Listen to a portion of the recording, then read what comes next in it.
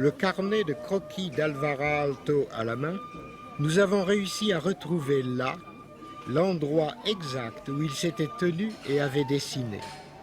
Une façon suggestive de retrouver le passé.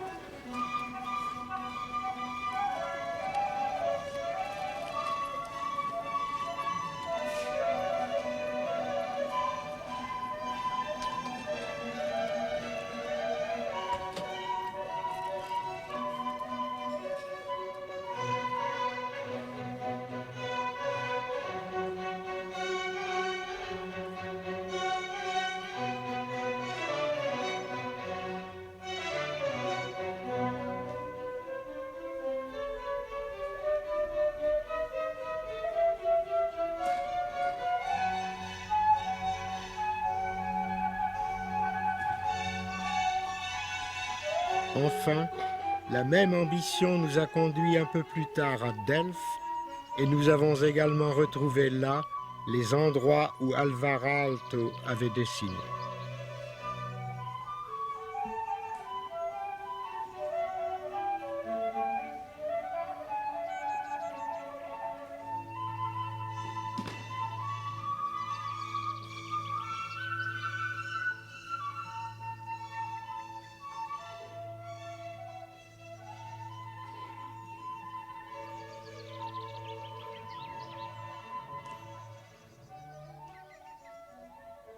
À Delphes, Aalto a été particulièrement intéressé par le théâtre antique dont la forme se retrouve de diverses façons dans ses propres œuvres.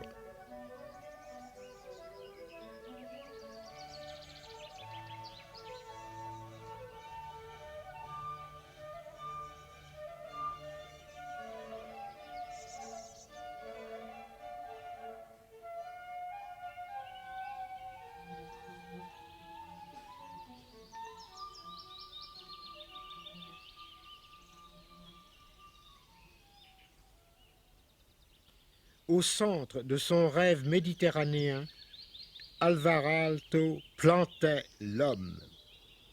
Ce qui l'inspirait, c'était l'espoir de faire surgir aussi à notre époque un type d'homme complet, comme individu et comme intégré à la société, et ouvert aussi bien à une communauté libérée qu'au message personnel de l'art.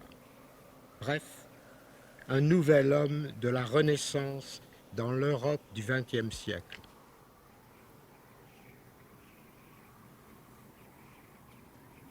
L'idée centrale du rêve méditerranéen est que la mer, tantôt chaude et accueillante, tantôt tempétueuse et dangereuse, unit en une sorte de parenté proche un grand nombre de pays et de peuples.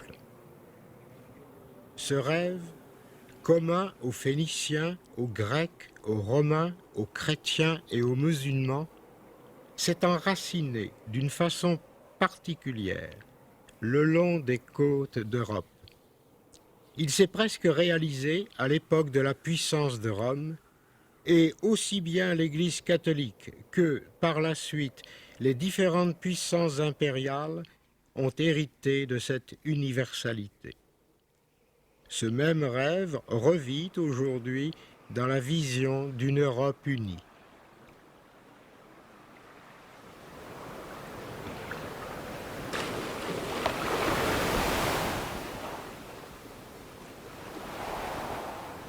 Ce rêve ne veut effacer ni l'originalité des différentes régions, ni les traditions locales.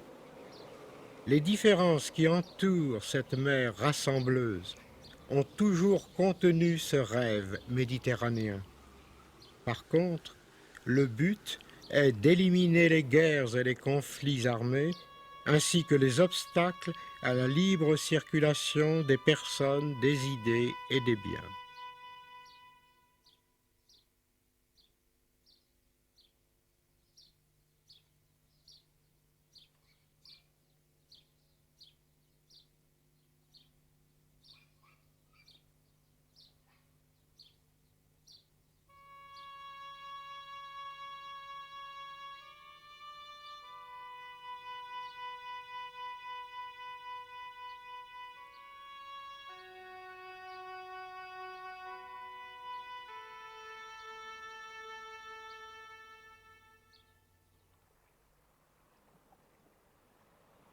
nous ne savons pas si de telles aspirations conduiront jamais à une communauté politique viable, et encore moins si une telle communauté sera intéressante pour toutes les parties. Si nous regardons en arrière, nous voyons que les victoires ne se sont jamais réparties de façon égale entre les pays de la Méditerranée. L'un de ces ports a toujours attiré à lui la majorité du capital financier et culturel au détriment des autres. Après Alexandrie, il y a eu Rome, puis Constantinople, Venise, Marseille. Les reines de la Méditerranée ont changé et avec elles les vassaux et les favoris.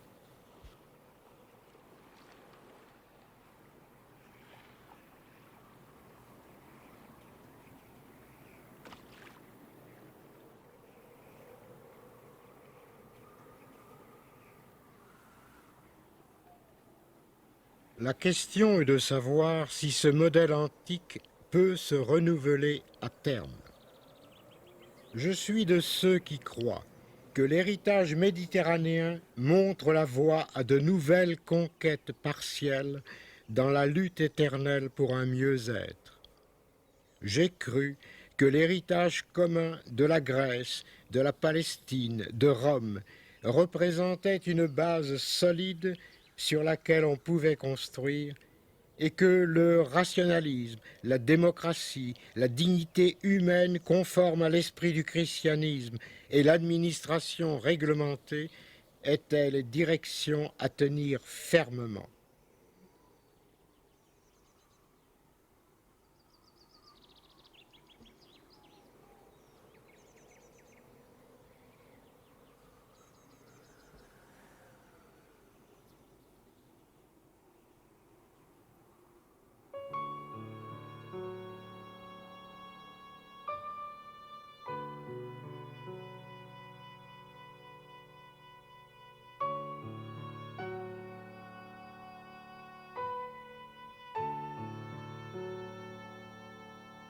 Malheureusement, j'ai vécu une époque où il a été de plus en plus difficile de regarder l'avenir avec optimisme. À une époque où il est devenu de plus en plus évident que ce beau schéma était fondamentalement vicié depuis l'origine.